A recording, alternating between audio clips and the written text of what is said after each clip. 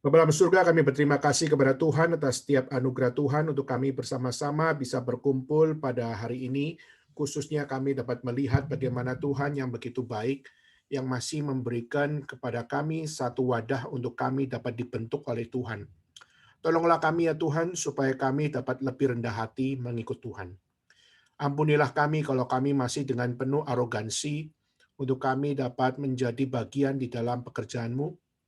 Ampunilah kami kalau kami mencuri kemuliaan Tuhan di saat kami berada di dalam pemeliharaan-Mu.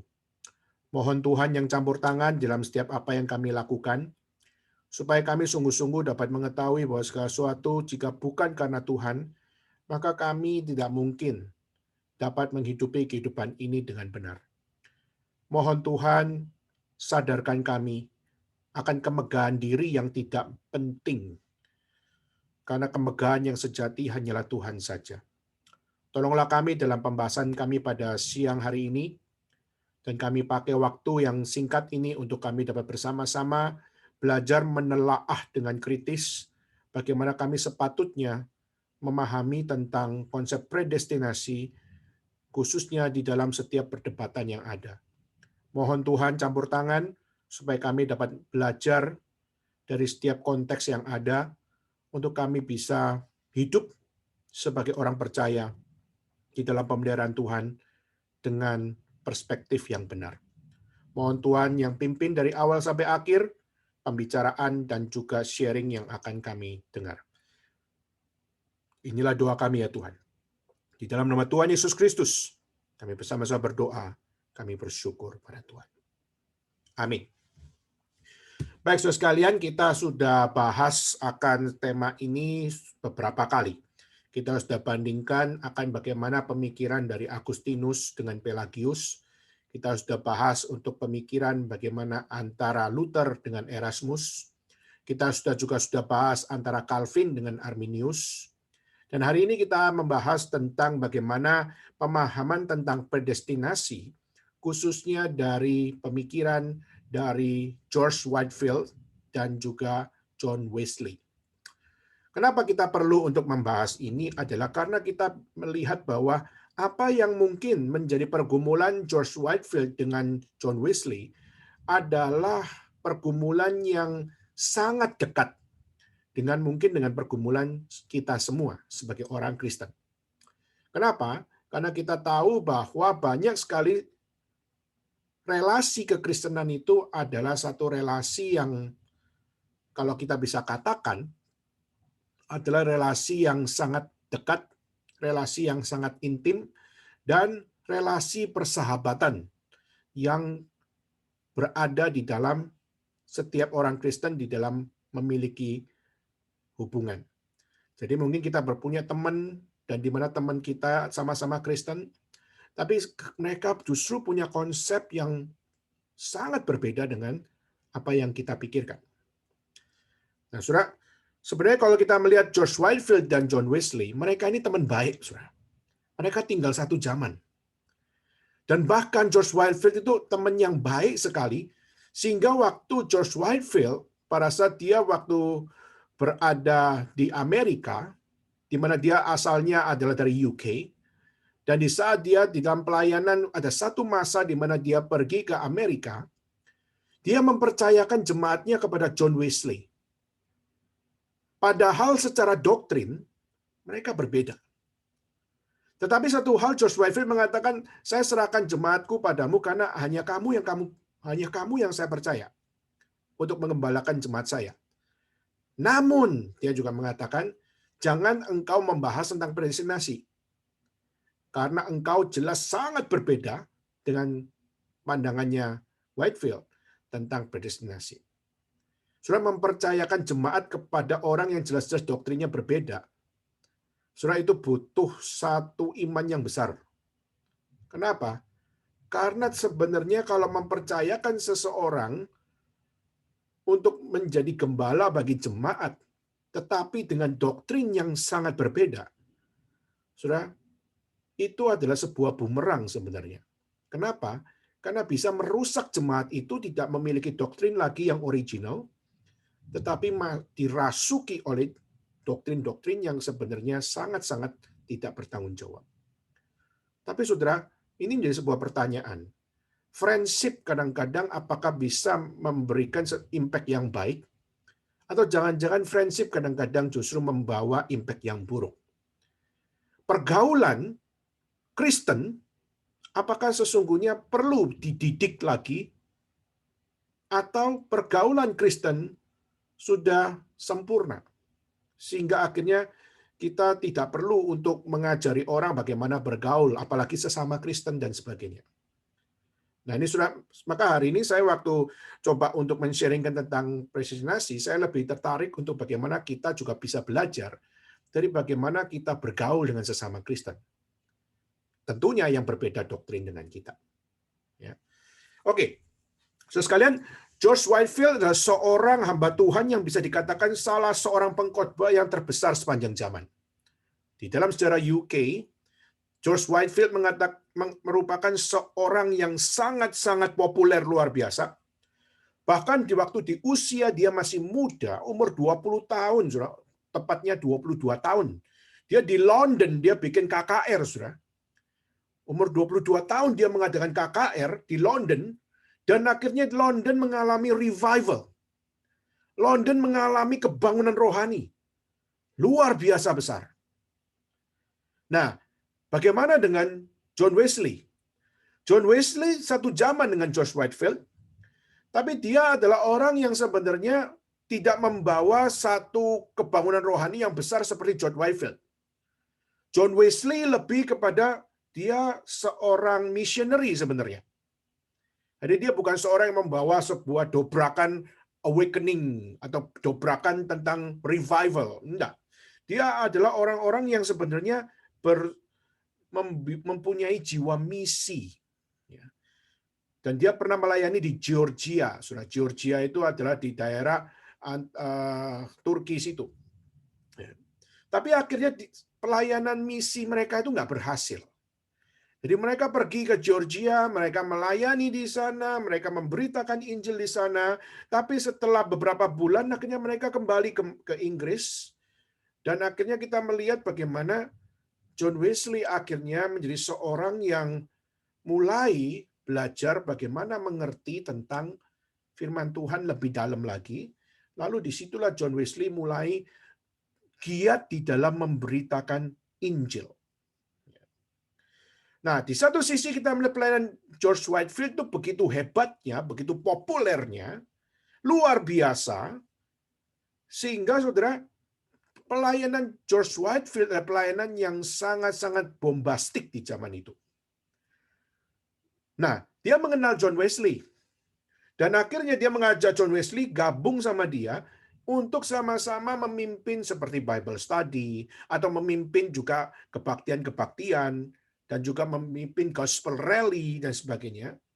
Dan sehingga kita melihat meskipun Wesley tidak sefasih George Whitefield, tapi justru kita melihat bagaimana George Whitefield adalah seorang yang bersumbangsih untuk membangkitkan seorang John Wesley.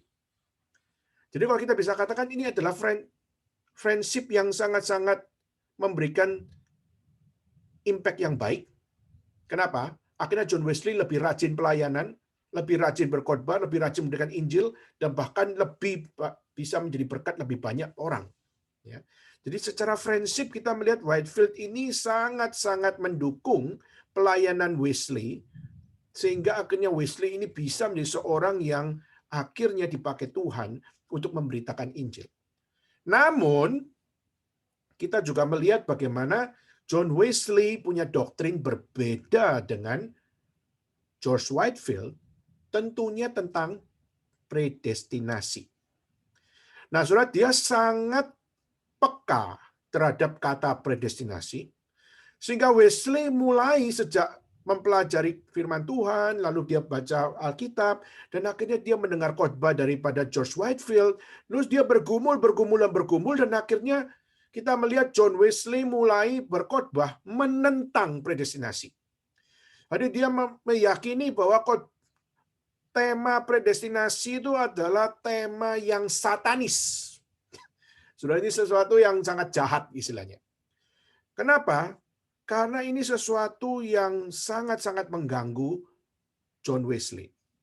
Nah, saudara, kalau saudara sudah ikuti dari awal ya, Agustinus dengan Pelagius, lalu juga siapa? Luther dengan Erasmus, lalu juga Calvin dengan Arminius. Nah, saudara, paling tidak saudara bisa tahu kenapa seorang John Wesley tidak bisa terima konsep predestinasi dari George Whitefield. Ya. Nah, saudara, tapi saya nanti akan ngomong lagi tentang itu. Tetapi saudara, waktu akhirnya tadi saya sudah mulai dengan George Whitefield, akhirnya punya kesempatan untuk pergi ke Amerika tahun 17 berapa gitu. Lalu akhirnya dia mempercayakan jemaatnya kepada Wesley, dan saudara, jemaat yang dipercayakan itu bukan jemaat kecil, saudara. Jemaat besar dipercayakan kepada Wesley hanya karena urusan di mana dia nggak bisa percaya orang lain, dia hanya bisa percaya sama John Wesley. Di saat John Wesley punya konsep doktrin berbeda dengan dia. Nah, saudara, tapi singkat ceritanya adalah George Whitefield tidak bisa menyangka bahwa John Wesley akhirnya memakai kesempatan itu untuk membuat jemaat dari George Whitefield untuk menentang Whitefield. Di dalam apa, saudara? Di dalam pertama tentang predestinasi. Akhirnya jemaat yang besar itu dikacaukan oleh John Wesley, sehingga akhirnya mereka tidak bisa lagi percaya tentang penetapan Tuhan. Kedua adalah tentang kesempurnaan, yaitu adalah segala sesuatu yang dialami, penderitaan yang dialami, justru itu adalah rencana Tuhan yang sempurna. Nah, ini nggak bisa diterima oleh John Wesley. Itulah kenapa John Wesley benci sekali dengan Calvinism, benci sekali dengan Augustinian. Walaupun dia beberapa hal setuju dengan Agustinian, tetapi dia sangat benci dengan Calvinism lebih tepatnya. Dan akhirnya kita melihat bagaimana waktu Whitefield balik ke UK, lalu kembali ke London, waktu bertemu dengan jemaatnya, akhirnya dia kaget karena jemaatnya sudah berbalik menentang dia. Wesley mengatakan, jangan dengarkan Whitefield. Lalu akhirnya kita melihat Wesley akhirnya menabur perpecahan di dalam gereja. Dan saudara, menabur perpecahan di dalam gereja. Saudara, ini adalah sesuatu yang sangat peka, luar biasa. Saya kira ini adalah satu pelajaran bahwa apa? Friendship itu indah. Tapi jika friendship tidak di dalam doktrin yang benar, kira-kira gimana kamu bisa bertumbuh? Gimana kamu bisa berbuah? Gimana kamu bisa menjadi orang yang berubah kalau friendship yang kita bangun hari ini tidak berkaitan dengan iman yang benar? Saya percaya kita semua punya teman ya. Kita percaya bahwa teman itu adalah kebutuhan. Saya juga punya teman, saudara. Dan saya punya teman macam-macam. Apalagi di masa muda saya, teman saya itu beragam. Waktu saya sekolah di Taiwan, teman saya berasal dari berbagai macam background. Ada teman dari Peru, ada teman dari Guatemala, ada teman dari Amerika Latin semua, Chili dan sebagainya, Santiago dan sebagainya. Dan juga di dalam segala apa yang kami hidupi, kami sangat dekat. Kami punya pertemanan yang luar biasa dekat. Mereka Kristen, tapi mereka lebih kepada Katolik ya. Dan mereka sangat-sangat hormat dengan iman mereka hormat dengan iman mereka. Tapi saudara, ada hal-hal yang kadang-kadang membuat kita akhirnya mulai mengalami ketegangan. Apa yang membuat kita masuk dalam sebuah ketegangan? Ketegangan terjadi di saat kita bicara tentang Alkitab. Ketegangan mulai muncul di saat kita bicara tentang doktrin. Ketegangan mulai muncul pada saat kita bicara tentang iman kita masing-masing. Dan saat ketegangan itu ada, saudara, akhirnya itu bisa membuat segala sesuatu seakan-akan sudah tidak nyaman lagi. Dan kita seakan-akan merasa sayang banget ya, friendship-nya sudah dibangun, relationship-nya sudah dibangun, gara-gara bicara doktrin, akhirnya semua jadi cacat dan sebagainya. Saudara, kenapa saya mau sharing hal ini? Karena kita seringkali hari ini juga mirip sekali dengan keadaan seperti itu. Kenapa? Karena mungkin kita punya teman macam-macam, ya. Mungkin bukan Kristen juga, mungkin Konghucu atau Buddhis dan sebagainya, dan kita dekat dengan mereka. Dan kita lebih merasa enjoy our relationship di saat kita nggak bicara tentang doktrin. Kita enjoying our fellowship di saat kita tidak bicara apapun tentang Kristus. Tapi sekali kita bicara tentang Kristus, akhirnya kita sudah nggak nyaman lagi. Nah, saudara, ini realita. Maka itulah kenapa kita perlu bertanya kepada diri kita masing-masing. Di saat kita membangun friendship, apa standar friendship yang kita bangun? Apa yang menjadi isi atau konten dari friendship itu? Kalau kita menjadi orang Kristen, kita harus berpusat pada Kristus, berarti friendship kita must be focus on Christ. Ya kan?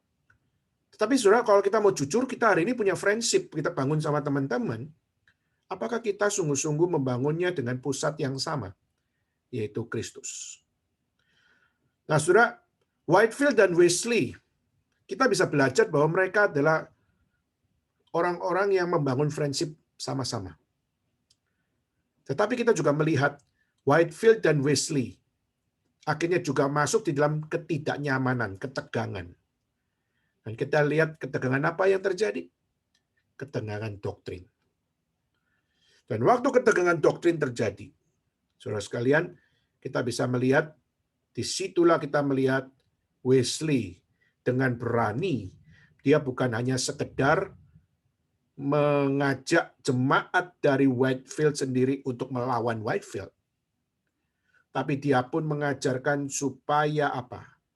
Supaya apa yang diajarkan oleh Whitefield itu tidak dianggap lagi sebagai kebenaran, tapi sebagai pemurtadan. Nah, saudara, kenapa Wesley begitu getol melawan Whitefield? Saya akan sharing beberapa hal. Pertama, karena dia percaya bahwa iman dari Whitefield yang bersifat Calvinism itu sangat-sangat kejam. Kenapa sangat kejam? Pertama, Calvinisme mengajarkan bahwa oleh keputusan Allah, maka sebagian besar dari umat manusia itu tinggal di dalam kematian tanpa ada kemungkinan ditebus. Tidak ada seorang pun yang dapat menyelamatkan dia kecuali Allah yang nggak mau menyelamatkan. Jadi kalau predestinasi kan Tuhan memilih, misalnya Tuhan memilih Henry dan Tuhan tidak memilih Daniel, gitu kan? Dan waktu Henry dipilih Tuhan dan Daniel tidak dipilih Tuhan. Nah, yang tidak ada seorang pun yang bisa menyelamatkan orang kecuali Tuhan, yang seharusnya waktu Daniel bisa diselamatkan Tuhan, tapi justru Allah tidak mau menyelamatkan Daniel. Tuhan malah mau menyelamatkan Henry saja. Nah, saudara, bagi Wesley ini adalah satu pengajaran yang jahat luar biasa. Kenapa? Karena mempersalahkan Tuhan yang sengaja tidak mau menyelamatkan manusia. Maka dia mengatakan, Allah waktu memutuskan tidak menyelamatkan mereka, itu sama saja dengan Allah memutuskan untuk mengutuk mereka. Nah, kalau sampai Allah mengutuk mereka, berarti Wesley mengatakan, buat apa kita harus memberitakan Injil? Apa artinya kita khotbah? Apa artinya KTB? Apa artinya untuk kita sama-sama bagi flyer, kita memberitakan Injil kepada orang yang kita tidak kenal? Bukankah adalah sia-sia kalau pemberitaan Injil itu hanya diberikan kepada orang pilihan Tuhan? Adalah sia-sia kalau penginjilan hanya diberikan kepada sebagian orang. Injil dibutuhkan sama siapa? Injil dibutuhkan oleh semua orang berdosa. Lah, kenapa Whitefield, apalagi Calvinism, mempercayai bahwa Tuhan menyelamatkan sebagian orang dan tidak menyelamatkan sebagian orang yang lain? Bukankah itu berarti Allah adalah pengutuk manusia? Maka Wesley mengatakan Calvinism itu tidak mengajarkan sesuatu yang berguna. Jadi saudara, dia mengatakan kalau gini caranya, tidak usah penginjilan. Kalau gini caranya, tidak usah pemberitaan Injil. Saudara, mungkin inilah yang menjadi salah satu trademark orang reform itu dikenal sebagai orang yang very strong dengan doktrin, tapi very low di dalam bagaimana terjun di dalam pemberitaan Injil. Kenapa? Karena serangan ini di zaman Wesley adalah serangan yang sangat-sangat masif dilakukan oleh Wesley, bahwa Calvinism itu adalah orang-orang yang tidak perlu memberitakan Injil. Karena mereka percaya kepada penetapan Tuhan dan sebagainya dan sebagainya.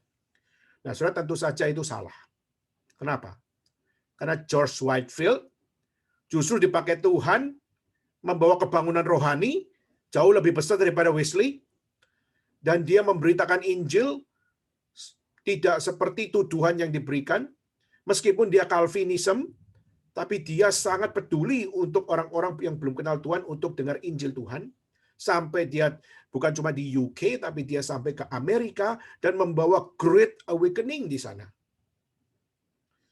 Saudara, maka Wesley justru dia adalah orang yang ya sangat membawa bad image dari Calvinism, lalu mengatakan bahwa doktrin predestinasi itu doktrin bukan cuma jahat. Dia mengatakan kalimat yang tepat adalah, dia mengatakan predestinasi adalah doktrin yang isinya penuh dengan penghujatan. Itu kalimat dia. Jadi dia mengatakan bahwa Tuhan yang dipercaya Calvinism itu munafik. Tuhan yang dipercaya Calvinism itu adalah penipu. Tuhan yang dipercaya oleh Calvinism itu adalah Allah yang tidak tulus, yang bikin telinga orang Kristen gatel. Dan sampai dia mengatakan apa? Allah itu lebih buruk daripada iblis. Wah, sudah kalau baca buku-buku ya, khususnya antara perdebatan antara Whitefield dengan George Wesley, kita mungkin merasakan bahwa apa? Ini kalimat orang kudus kah? Atau ini kalimat orang percaya kah? Kenapa kok bisa mengatakan bahwa Allahnya George Whitefield itu adalah iblis, bahkan lebih buruk daripada iblis? Sudah, mungkin kita kalau adalah orang yang baru percaya dan waktu membaca kalimat-kalimat ini, mungkin kita berkata apa?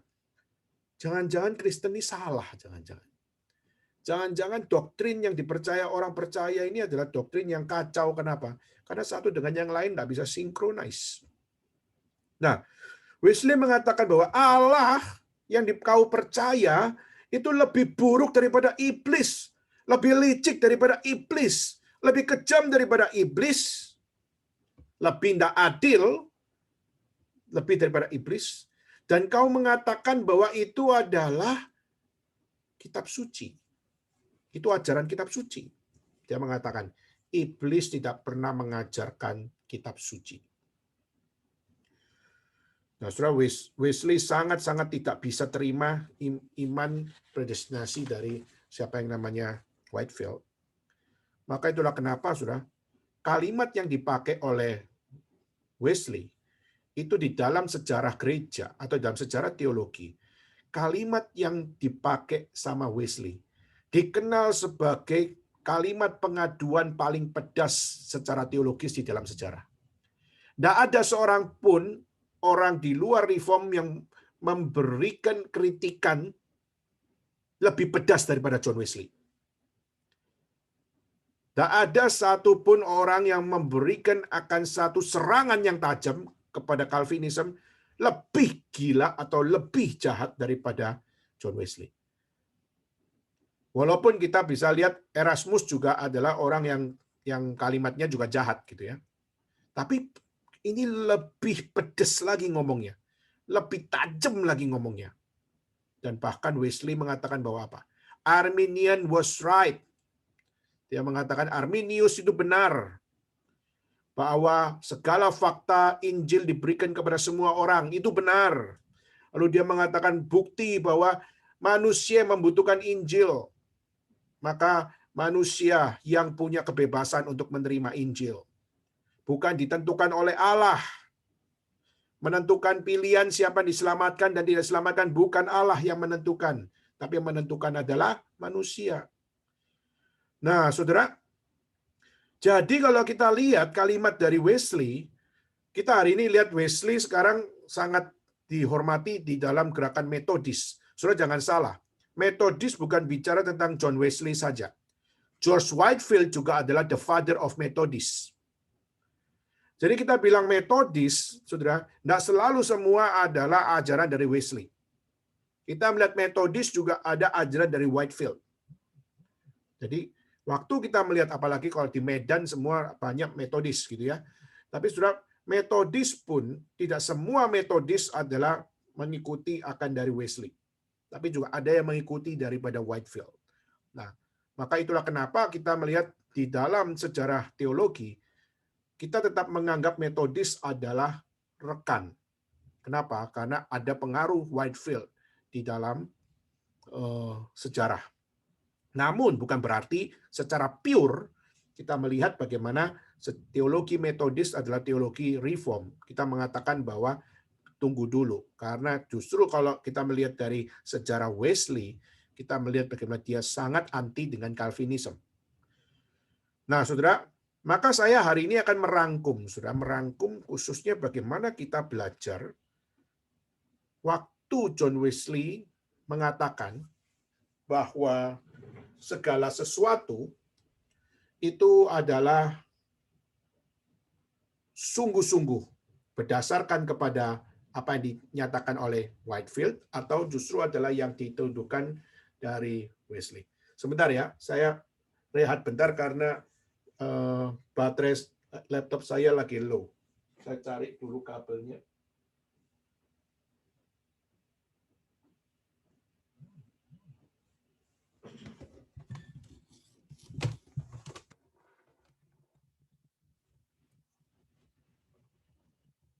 Oke, maafkan ya. Oke, maka ini menjadi satu pergumulan yang luar biasa, friendship yang baik, tetapi waktu bicara tentang teologi, akhirnya kita melihat mereka saling menghujat satu dengan yang lain. Akhirnya perpecahan terjadi, dan waktu perpecahan terjadi, akhirnya kita melihat hubungan mereka akhirnya menjadi satu hubungan yang tidak lagi memiliki sebuah kesatuan.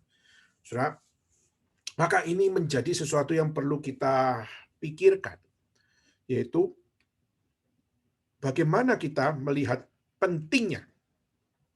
Kenapa kita harus mengikuti Whitefield? Kenapa kita perlu untuk belajar dari Whitefield? Kenapa kita perlu untuk punya sebuah ketekunan untuk taat terhadap setiap doktrin yang diajarkan, khususnya doktrin dari gerakan reform yang Tuhan berikan? Saudara, maka kita perlu belajar untuk melihat sejarah tersebut. Karena kalau enggak, saudara akan dengan mudahnya mengeluarkan judgment ini, judgment itu, tapi saudara tidak melihat arus yang ada di dalam sejarah. Oke, saya akan lanjutkan, saudara. Sebenarnya kalau kita melihat, saudara, di dalam perjalanan kehidupan gereja itu percaya bahwa Alkitab adalah firman Tuhan.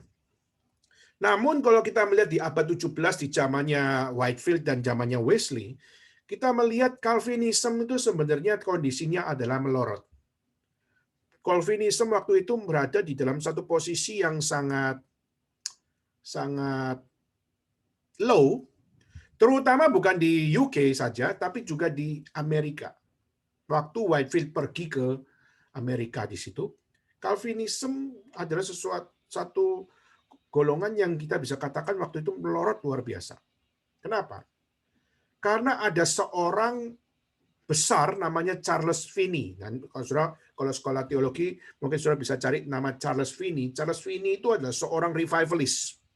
Seorang revivalist yang luar biasa nyentrik, saudara. Dia kalau khotbah itu sampai naik meja. Dia khotbah itu sampai dia atraktif luar biasa.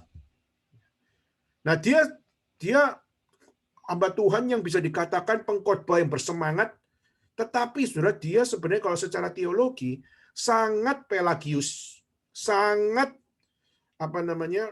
mengikuti pemikiran yang Arminius.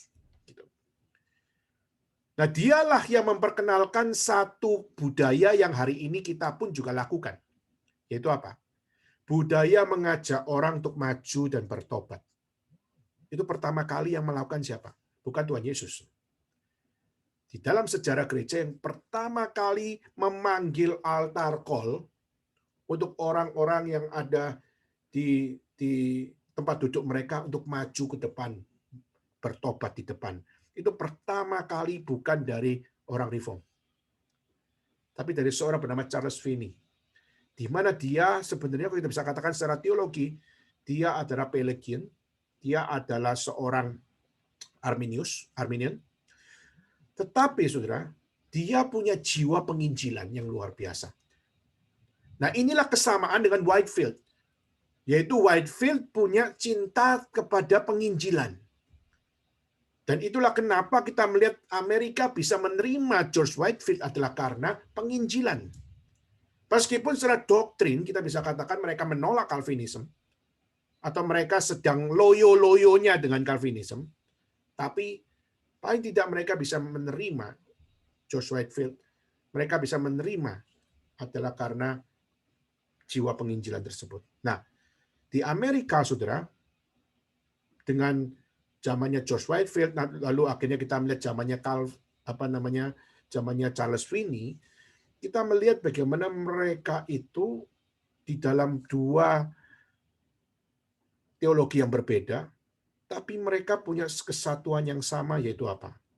Mereka punya kesatuan yang sama, yaitu mereka mencintai Injil. Itulah kenapa akhirnya kita melihat banyak orang bilang, sudahlah, nggak usah debat, mana reform, mana nggak reform. Yang penting kan mereka cinta Injil. Nah, inilah seringkali muncul orang-orang yang bilang, nggak usah debat lah, yang penting Injil diberitakan. Sudahlah, nggak usah untuk anggap teologimu paling benar lah. Yang penting adalah gospel, to spread the gospel istilahnya. Nah, saudara, model-model itu akhirnya mulai muncul di Amerika begitu banyaknya. Itulah kenapa kita melihat gereja yang paling tidak peduli doktrin itu banyak ada di Amerika. Itulah kenapa banyak sekali gereja-gereja yang nggak peduli dengan pengajaran, itu justru adalah banyak sekali di Amerika. Dan begitu banyak gereja-gereja yang hanya peduli dengan moral, dengan pengembangan diri, motivasi, itu adalah justru kita melihat banyak di Amerika memiliki akan golongan-golongan seperti ini. Nah, saudara, kenapa saya kutip ini, saudara? Untuk saya mengajak saudara untuk melihat bahwa waktu kita melihat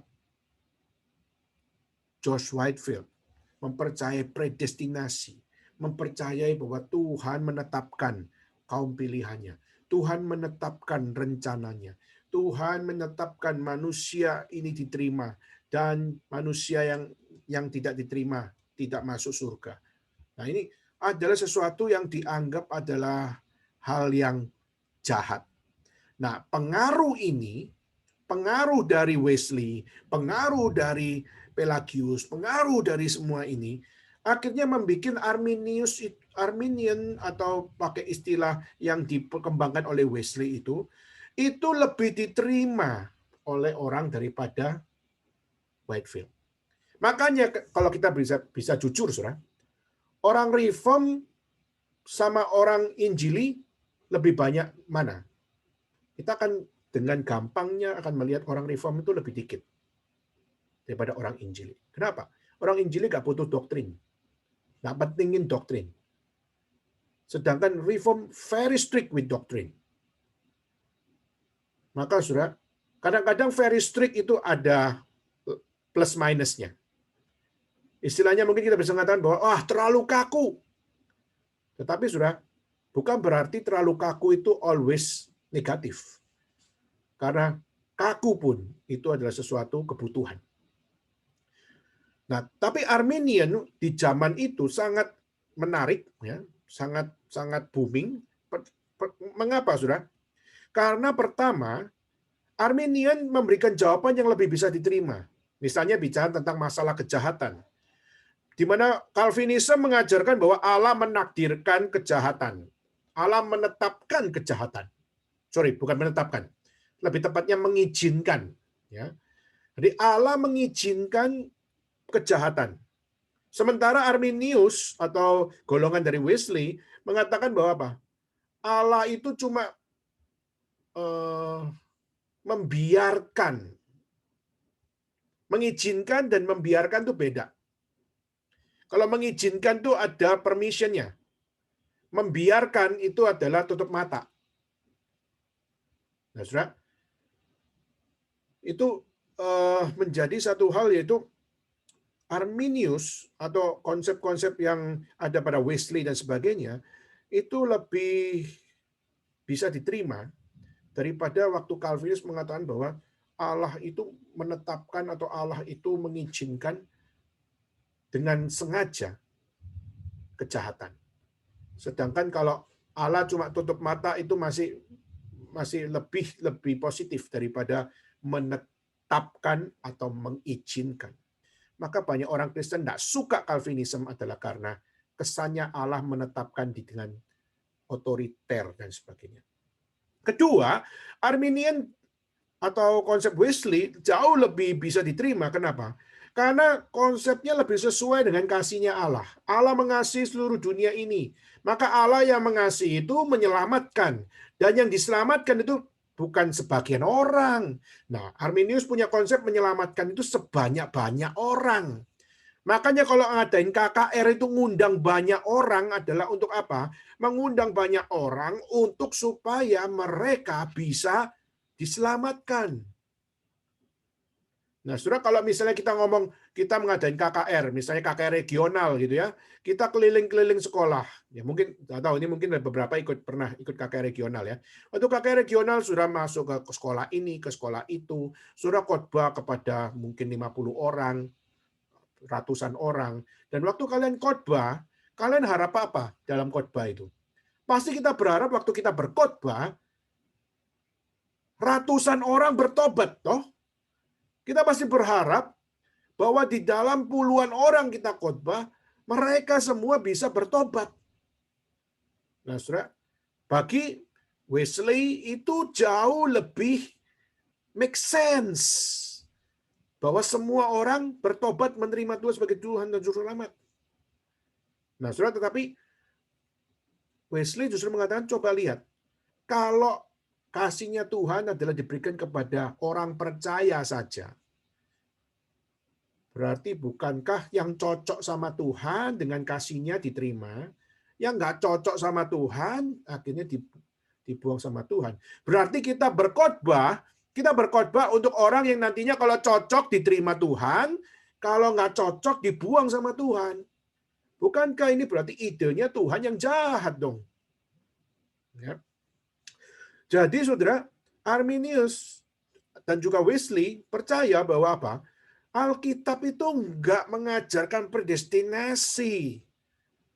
Alkitab itu mengajarkan kebebasan kehendak, di mana Allah bekerja dalam hati manusia. Allah bekerja di dalam free will manusia agar mereka diselamatkan. Memang Tuhan tidak pernah menentukan keputusan mereka menurut Arminius atau menurut Wesley. Jadi yang menentukan keputusan adalah mereka, tapi Tuhan campur tangan, memberikan peluang dan sebagainya. Nah, itulah kenapa saudara Wesley itu justru sangat memicu memicu permusuhan dengan Whitefield, itu sampai mengatakan bahwa apa? Dia dengan berani mengatakan sampai apa? Dia dengan berani sampai mengatakan, kalau Tuhan hanya melakukan segala sesuatunya dengan penetapan Tuhan dan mengizinkan, bahkan menetapkan kejahatan, berarti itu hanyalah sebuah fatalik error dari Tuhan Allah. Maka dia mengatakan Allah tidak pernah menetapkan kejahatan. Maka bagi Wesley, Allah tidak pernah menetapkan kejahatan. Jadi dia tidak bisa percaya bahwa Calvinism itu mengatakan Tuhan menetapkan. Kedua, dia juga tidak bisa terima apa? Kedua, dia juga tidak bisa terima bahwa Allah menyelamatkan sebagian orang. Jadi dia percaya Allah menyelamatkan semua orang yang dapat diselamatkannya. Jadi dia tegas sekali, saudara. Manusia sudah diberikan oleh Tuhan kehendak bebas, maka Tuhan sudah memberikan yang terbaik kepada manusia untuk mengambil keputusan. Jadi kalau manusianya tidak bertobat, itu salahnya sendiri. Tidak ada unsur Tuhan.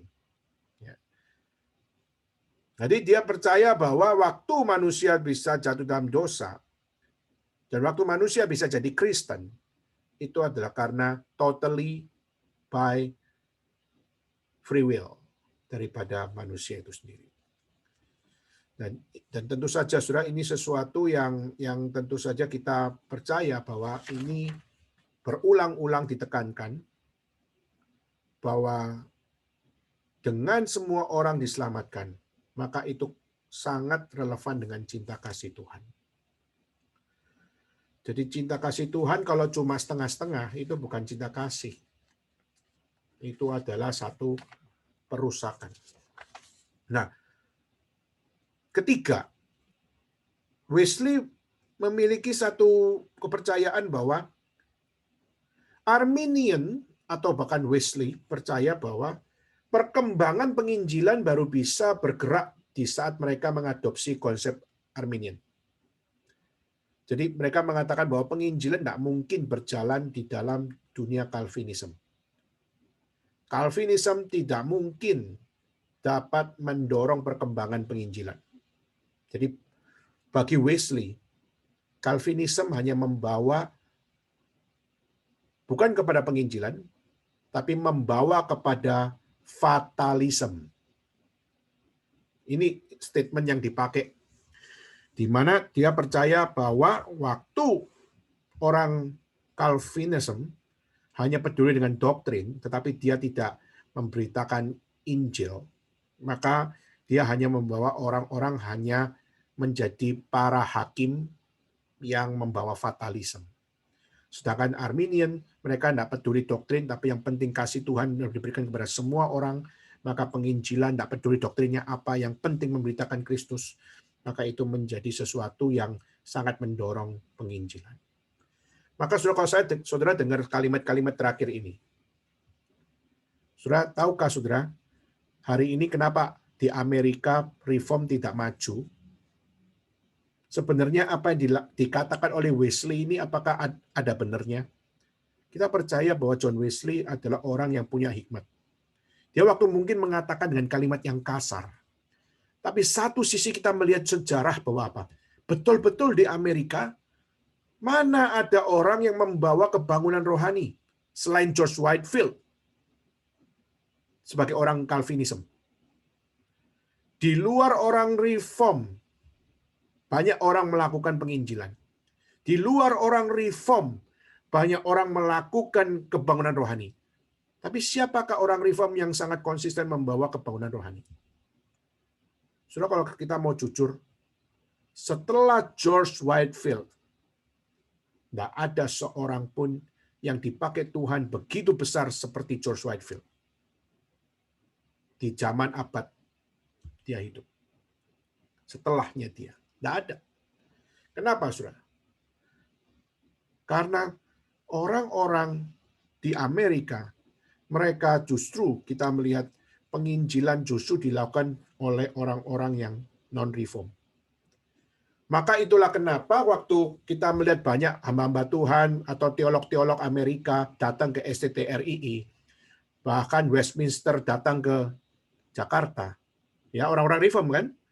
Dan waktu mengikuti Pak Tong keliling kapin di mana-mana, mereka terkaget-kaget. Itulah kenapa mereka orang-orang reform, teolog-teolog reform waktu mereka Revo 500 ya. Lalu kita melihat bagaimana ada konferensi-konferensi, lalu mereka bisa melihat begitu banyaknya orang-orang reform, begitu banyaknya penginjilan-penginjilan yang dilakukan oleh GRII dan sebagainya. Saudara baru sadar bahwa apa? Why GRII so special? Saudara baru akan tahu why GRII so special di mata mereka. di mata orang-orang reform yang ada di Eropa, di mata orang-orang reform yang ada di Amerika. Kenapa? Karena mereka tidak pernah menemukan orang reform memiliki jiwa penginjilan lebih besar daripada George Whitefield. Dan bahkan kita melihat orang reform mengadakan KKR di Amerika itu sangat sedikit. Maka itulah kenapa saya akhirnya bisa mengerti, saudara, kenapa orang-orang reform dari Eropa maupun dari Amerika waktu dia datang ke Indonesia lalu melihat apa yang dikerjakan oleh GRII, gereja reform, tapi melakukan kapin, melakukan apa namanya KKR regional, dan melakukan akan satu hal di mana KKR gospel rally di mana-mana. Mereka terkagum-kagum, mereka terkaget-kaget, dan bahkan ada seorang bernama Richard Pratt sampai mengatakan bahwa apa? Ini adalah unbelievable di dalam sejarah reform. Mengapa, saudara? Yaitu karena kita melihat dari sejarah, kita melihat orang reform sudah dicap sebagai orang yang fatalism. Kita belajar dari sejarah, kita melihat penginjilan bukan di tangan orang reform. Inilah yang harus kita rebut kembali. Justru kita reform, justru kita yang paling rajin menginjili seharusnya. Betul kan? Justru adalah karena kita back to the Bible, kita tahu penetapan Allah, dan kita sebagai orang yang dipakai Tuhan, maka kita harus memberitakan Injil serajin mungkin. Kenapa? Karena Tuhan sudah menetapkan orangnya, tapi kita yang dipakai untuk memberitakannya. Kita tidak peduli mereka diterima Tuhan atau tidak diterima Tuhan, tapi panggilan kita adalah memberitakan kepada semua orang, tapi yang diselamatkan dan tidak diselamatkan itu adalah penentuannya adalah Tuhan. Kenapa? Karena dia Tuhan yang tahu, kamu mau terima atau kamu tidak mau terima, itu Tuhan tahu, maka Tuhan menyatakan penetapannya. Jadi saudara, kalau kita tadi bicara tentang sejarah sekilas itu, seharusnya kita tahu, kita harusnya bersyukur bisa berada di GRII, di mana kita yang jelas-jelas reform yang bisa dikatakan oleh orang non-reform adalah fatalism, tapi justru kita membawa semangat penginjilan, membawa semangat George Whitefield menjadi satu semangat yang tidak kompromi diberitakan. Nah, saudara, tapi kita tahu dengan sejarah yang tadi saya sharingkan, Arminian lebih diterima daripada Calvinism. Nah, saudara, sekarang bagaimana kita bisa menjadi orang-orang yang bukan menjadi orang Calvinism yang fatalism, tapi kita menjadi orang-orang reform yang ya sungguh-sungguh truly reform. Bukan sekedar mengikuti apa yang dinyatakan oleh bapak-bapak gereja saja, tapi truly reform yaitu adalah back to the Bible. Gimana saya bisa menjadi orang reform, menjadi orang Calvinis, tapi saya orang Calvinis yang bukan sekedar cuma engge atau ikut sama bapak-bapak gereja, tapi bagaimana saya mengikuti apa yang diajarkan kitab suci. Kenapa? Karena wasit yang menentukan dalam satu perselisihan itu adalah, khusus dalam teologi, adalah Alkitab. Jadi Alkitab apakah mengajarkan kehendak bebas? Apa benar Allah itu membujuk dan memohon supaya orang bertobat? Apakah betul bahwa Allah itu mempengaruhi kehendak manusia atau tidak peduli dengan kehendak manusia? Saudara, kalau kita mau kembali kepada kitab suci, kita akan sadar bahwa bagaimana kitab suci sudah dengan gamblang mengajarkan tentang predestinasi. Contoh, Efesus 1 ayat 4. Sebab di dalam Dia Allah telah memilih kita sebelum dunia dijadikan supaya kita kudus dan tak bercacat di hadapannya. Very clear. Lalu, misalnya Perjanjian Lama, Mazmur 105 ayat 25. Diubahnya hati mereka untuk membenci umatnya, untuk memperdayakan hamba-hambanya. Sudah perhatikan, diubah sama Tuhan, hatinya mereka untuk membenci umat Tuhan, untuk memperdayakan hamba-hambanya. Nah, ini ayat ini jelas banget. Dan mungkin ini bisa diplesetkan. Jahatnya Tuhan. Ini bukan jahatnya Tuhan ini. Justru ini menunjukkan bahwa apa? Karena mereka sudah punya hati yang benci, Tuhan izinkan itu terjadi.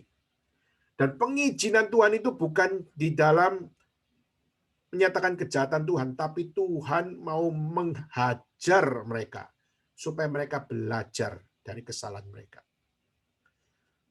Jadi sebenarnya kalau kita melihat dua ayat ini saja bahwa apa? Bahwa Tuhan itu memang intervensi.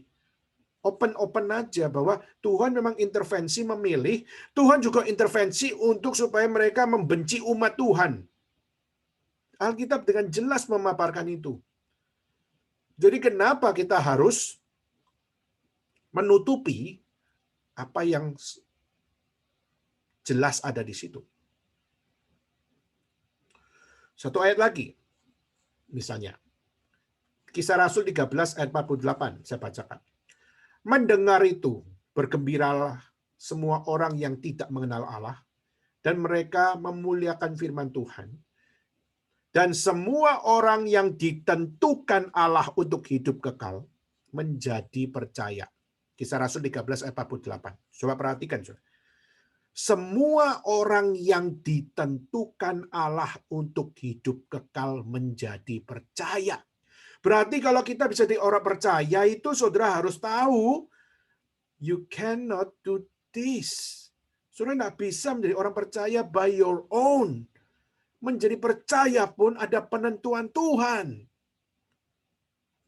Nah, tapi kita melihat Arminian tetap tidak bisa menerima ini. Arminian tetap mengatakan bahwa penentuan Tuhan itu bukan secara total, tetapi tetap ada ruang untuk diberikan kebebasan bagi manusia untuk menggunakan free will yang diberikan. Nah, saudara, maka sekali lagi, yang sangat terkenal dari Wesley adalah teologi yang mempertanyakan predestinasi dengan satu tujuan, yaitu apa?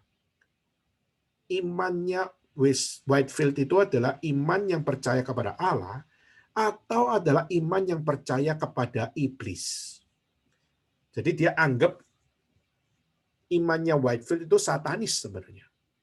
Iblisism, kalau kita bisa bikin istilah gitu ya. Jadi Wesley mengatakan bahwa Calvin itu menjadikan Allah itu iblis. Whitefield menjadikan Allah itu iblis. Dan Whitefield menjawab Wesley, tulis surat begitu panjang. Nah, surat ini kesempatan sudah bisa cari bukunya. Itu ada satu buku di mana George Whitefield tulis akan satu pembelaannya kepada Wesley, sepucuk surat yang panjang, yang di mana dia membela doctrine of election. Dan dia bicara tentang satu hal, yaitu perdebatan ini.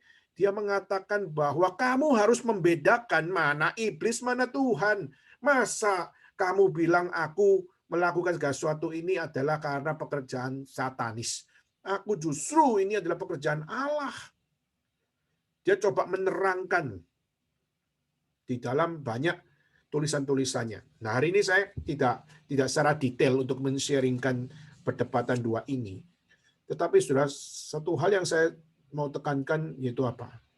Yaitu Whitefield tetap menganggap Wesley itu teman. Meskipun sudah debat-debat begitu gilanya, sudah dianggap setan, sudah dianggap Allahnya iblis dan sebagainya, Whitefield tetap dengan penuh kasih untuk apa? Untuk memberikan jawaban, membela imannya. Bahkan dia terus-menerus meladeni dia. Bahwa apa? Bahwa dia harus untuk menunjukkan fakta-fakta. Bahwa waktu seseorang hatinya dikeraskan oleh Tuhan seperti Firaun, itu bukan karena kejahatan Tuhan. Dan dia kasih satu ayat ya, di mana Tuhan Allah mengangkat Firaun, lalu mengeraskan hati Firaun. Lalu ini saya kutip dari Keluaran 9 ayat 16. Ada satu kalimat. Supaya memperlihatkan kepadamu kekuatanku, dan supaya namaku dimasyurkan di seluruh bumi. Nah, saudara, ini adalah satu ayat yang menunjukkan bahwa apa? Bahwa Tuhan menyatakan election, Tuhan menyatakan permitted evil, Itu semua adalah bukan karena kejahatan dan karena Allah itu adalah iblis. Tidak. Justru semua itu dilakukan adalah untuk memperlihatkan kekuatannya dan namanya dimasyurkan ke seluruh bumi.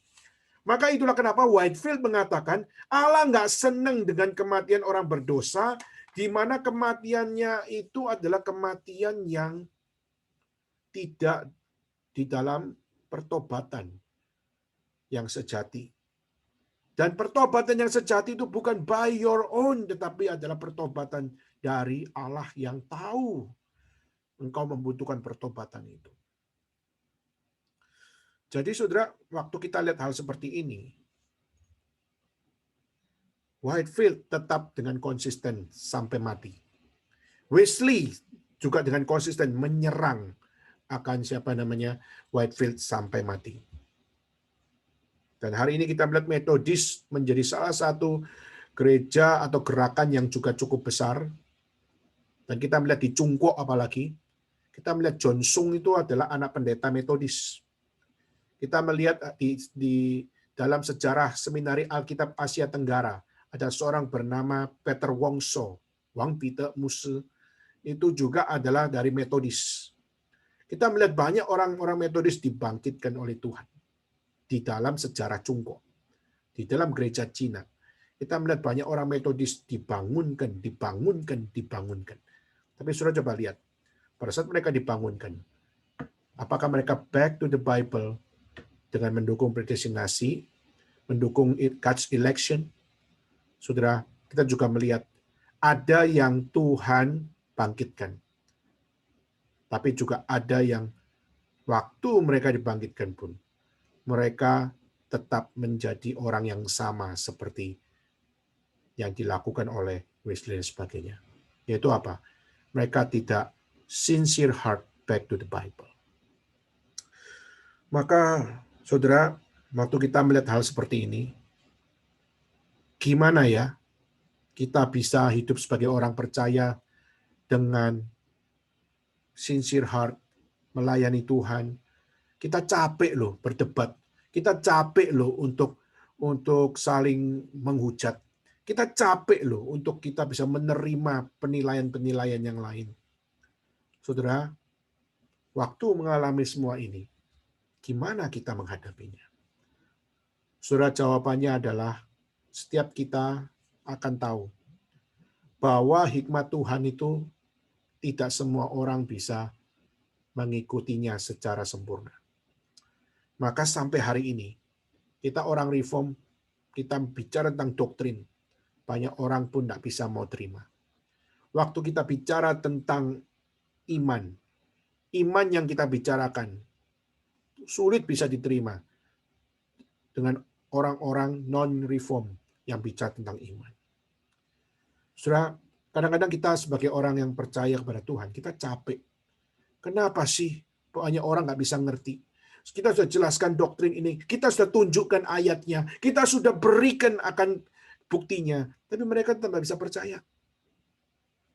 Dalam keadaan seperti ini, tidak misalnya Whitefield dan juga Wesley, waktu mempertanyakan, kenapa sih Allahku dibilang iblis sama Wesley? Kenapa sih penetapan Tuhan tetap tidak bisa diterima oleh mereka? Mereka memberitakan Injil rajin, tapi mereka berada di dalam pemahaman teologis yang tidak back to the Bible. Meskipun mereka menamakan diri Injili. Saudara, kadang-kadang pertanyaan itu masih menjadi misteri bagi kita. Tetapi saudara, saya akan menutup dengan satu ayat. Saya kutip dari Roma pasal 11, ayat 33 sampai 36. Saya akan bacakan. Oh, alangkah dalamnya kekayaan, hikmat dan pengetahuan Allah. Sungguh tak terselidiki keputusan-keputusannya, dan sungguh tak terselami jalan-jalannya. Sebab siapakah yang mengetahui pikiran Tuhan? Atau siapakah yang pernah menjadi penasehatnya? Atau siapakah yang pernah memberikan sesuatu kepadanya, sehingga ia harus menggantikannya? Segala sesuatu ada dari Dia, oleh Dia, dan kepada Dia. Bagi Dialah kemuliaan sampai selama-lamanya. Ayat ini sedang menunjukkan apa? Tidak ada seorang pun yang ngerti. Jangan pikir orang reform adalah orang yang mengetahui semua segala sesuatu. Orang reform pun masih punya pertanyaan. Ada pertanyaan misterius yang masih tidak ketahui. Tetapi saudara, Alkitab mengatakan, sungguh tak terselidiki. Meskipun mungkin kita mengatakan kita sangat mendekati kebenaran, tapi kita masih ada hal demi hal belum bisa terselidiki. Masih ada sesuatu yang misterius, tak terselami. Kenapa? Karena Tuhan terlalu sempurna. Maka hari ini perdebatan tidak bisa dihindari, saudara. Kita akan terus berhadapan dengan the next Calvin and the next Arminian. Kita akan bertemu nantinya dengan the next Whitefield, dengan the next Wesley. Kita nanti akan bertemu dengan the next Luther, the next Erasmus. Kita akan bertemu dengan the next Agustinus, kita juga akan bertemu dengan the next Pelagius. Dan ini akan terus berjalan. Tetapi pertanyaannya, apakah kita tetap berpegang kepada ajaran yang back to the Bible? Apakah kita tetap berjuang dengan kembali hidup di dalam doktrin yang benar? Doktrin penting, tetapi Kristus juga penting. Tapi Kristus tanpa doktrin itu adalah sesuatu yang dangkal. Tapi Kristus dengan doktrin, maka disitulah kelimpahan. Nah, saudara, hari ini saya sengaja tutup sampai di sini, karena untuk membaca tentang Whitefield dan juga Wesley, nggak bisa sekali pertemuan, karena itu banyak materi-materi yang sangat-sangat detail yang dibicarakan. Saya hanya memberikan sebuah introduction dari Thought of Predestination ini. Tapi paling enggak, saudara, kita bisa belajar sedikit bahwa friendship itu bisa membawa kita hidup lebih baik, tapi friendship juga menunjukkan fakta bahwa ada batasnya. Jika kita tidak kembali kepada doktrin yang benar, apa arti friendship itu? Maka friendship harus ada standarnya. Boleh berteman dengan orang di luar Kristen, boleh. Tapi bukan berarti engkau lebih mencintai friendship di luar kekristenan daripada friendship di dalam Kristus. Maka di dalam Kristus, itulah satu-satunya untuk menjadi perjuangan kita. Maka nanti kalau kita berteman, lalu kita berdiskusi, kadang-kadang kita berdiskusi bisa beda pendapat kan? Tapi dalam perbedaan pendapat itu, kita harus lihat, mengapa orang reform sangat kaku di dalam doktrin? Karena mereka tahu segala sesuatu hanya dari Tuhan, untuk Tuhan, bagi kemuliaan nama Tuhan. Maka back to God, back to the scripture, back to Christ, by grace alone, by faith alone, soli Deo gloria. Maka semangat itu adalah semangat kembali kepada kitab suci. Maka kiranya Tuhan memberikan penghiburan kepada kita di saat kita mau menjadi orang-orang yang terus hidup di dalam doktrin yang benar. Maka kita perlu melanjutkan perjuangan ini. Mungkin berhadapan dengan perdebatan, mungkin dengan sengit menerima penolakan, mungkin orang akan membunuh kita karena doktrin ini. Tapi sudah, it is written, bahwa Allah yang menetapkan, Allah yang mengizinkan, Allah yang mengeraskan hati Firaun, Allah yang membenci Esau dan mengasihi Yakub. Sungguh-sungguh, it is written. Dan waktu itu tertulis, can you edit that statement? You cannot. Kenapa? Itulah yang Tuhan memang mau nyatakan. Kiranya Tuhan sekali lagi menguatkan kita, memberanikan kita, untuk kita mau hidup lebih lagi, melanjutkan kebangunan rohani yang bukan sekedar secara penginjilan saja. Kebangunan rohani di dalam doktrin. Itulah yang kita butuhkan. Kiranya Tuhan memberkati kita semua. Mari kita tutup sama-sama dalam doa, minta Deborah untuk memimpin kita di dalam doa. Mari kita berdoa. Bapa kami yang di surga, kami sungguh mengucap syukur ya Tuhan untuk firman yang telah kami dengar pada hari ini ya Tuhan. Tolong kami ya Tuhan agar kami bisa mengerti akan hikmat-Mu dan boleh terus mendalami akan doktrin-doktrin yang benar sesuai dengan Alkitab. Maka ketika kami dihadapkan dengan teman-teman maupun keluarga kami yang tidak seiman dan tidak sepemikiran dengan kami, kiranya kami boleh menyampaikan kebenaran-Mu sesuai dengan hikmat dan bijaksana-Mu. Tolong kami ya Tuhan, kami serahkan juga untuk hari-hari ke depan kami ke dalam tangan-Mu ya Tuhan, kiranya Engkau yang boleh memimpin serta menyertai kami semua. Terima kasih ya Tuhan, hanya di dalam nama Tuhan Yesus kami telah berdoa. Amin.